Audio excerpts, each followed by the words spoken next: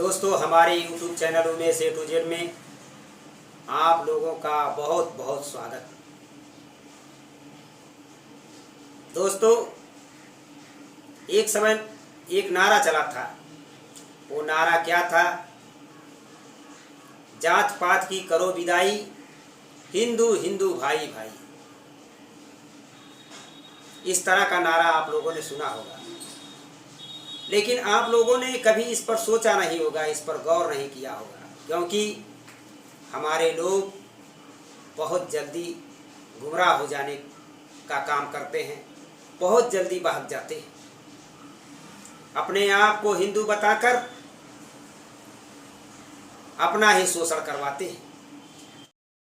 अभी हाल ही में एक बिल आया है, यूजीसी एक्ट, और इसका बड़े पैमाने पर विरोध हो रहा है। पूरे देश में इसका विरोध हो रहा है और हमारे देश के प्रधानमंत्री, जिनको यशस्वी प्रधानमंत्री के रूप में लोग देखते थे, उनका आदर और सम्मान करते थे, आज उन्हीं की लोग बुराइयां करने पर तुले हुए हैं और तरह तरह का कमेंट देखने को मिलता है। यहाँ तक कि उनको तेली तमोली भी कहने लगे। एक यूजीसी बिल क्या आया कि प्रधानमंत्री को अशोभनीय भाषा बोलने लगे।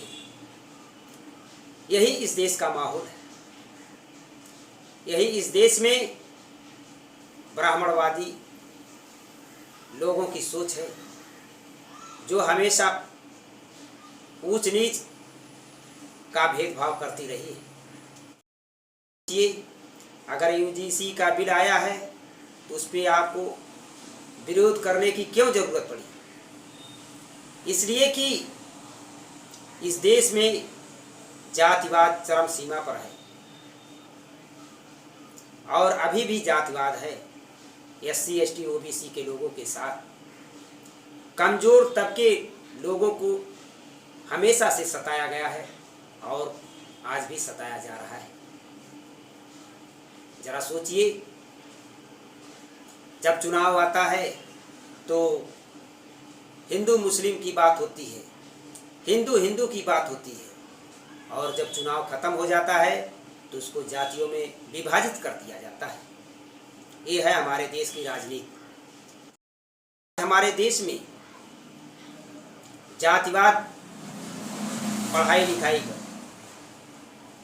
खाने पीने पर, छुआछूत पर, उठने बैठने पर, बोलने पर, मंचों पर बोलने पर और संसद भवन में भी जातिवाद हो रहा है। क्या आपने सोचा है सबसे बड़ा जातिवाद कहाँ पर है?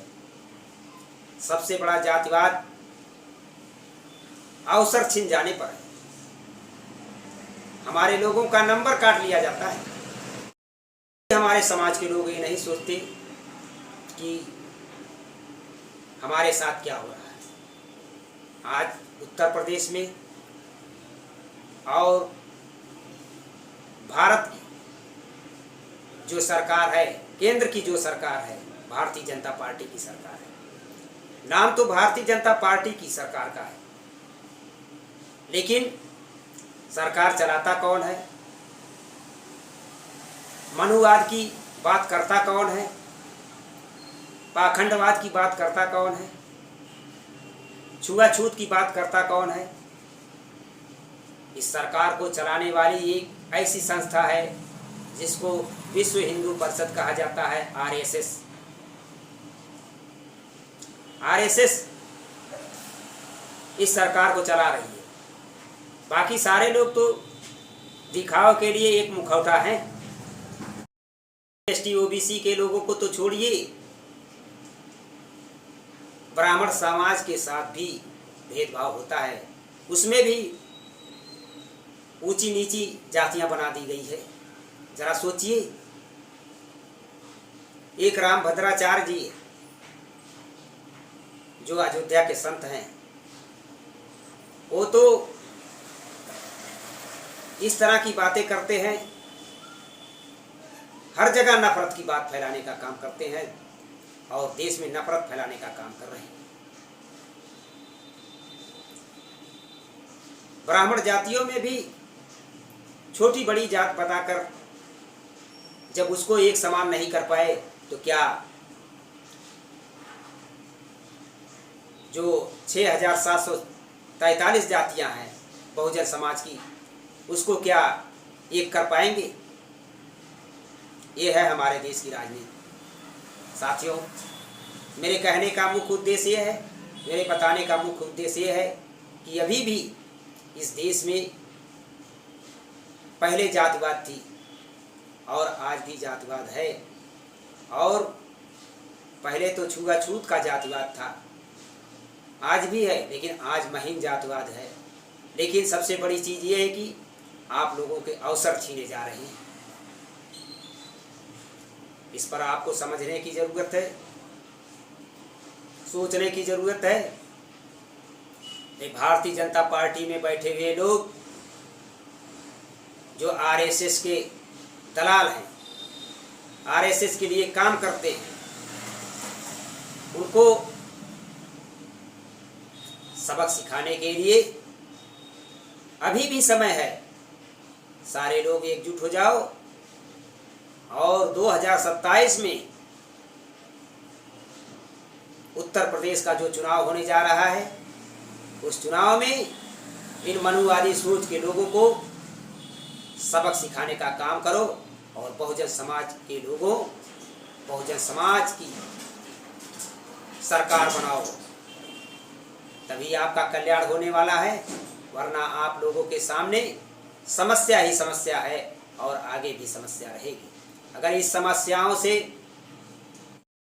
निजात चाहना चाहते हो, इस समस्याओं से आप छुटकारा पाना चाहते हो, तो आपको बहुजन समाज पार्टी की सरकार बनाना पड़ेगा और तभी आपका कल्याण हो पाएगा। हमारी इस तरह की वीडियो को देखने के लिए हमारे YouTube channel Umesh A to Z को अधिक से अधिक लाइक एवं सब्सक्राइब करें, शेयर करें। जय भीम, जय भारत, जय संविधान।